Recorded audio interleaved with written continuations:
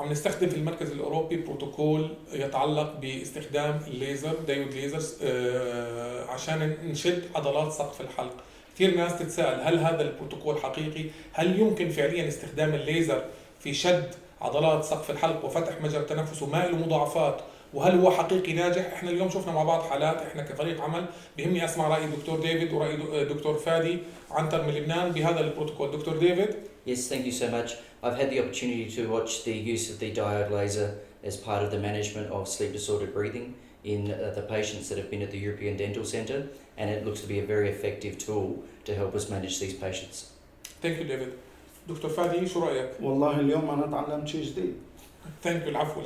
لا، لأنه صراحة إنه مثل ما نحن وقت اللي بدنا نعالج أي شيء بدنا تكنولوجي وبدنا أجهزة، يبدو إنه مش ممكن نستغني عن جهاز الليزر اللي ممكن يساعدنا كتير حسب ما شفت وحسب ما شفت الفايلات وحسب ما شفت المرضى وكيف هن عم يتطوروا وكيف هن عم يتحسنوا. I think it should be part of our treatment planning and protocols اللي منطبقها بالعيادة لنعالج هيدا المواضيع. شكرا كثير لكم.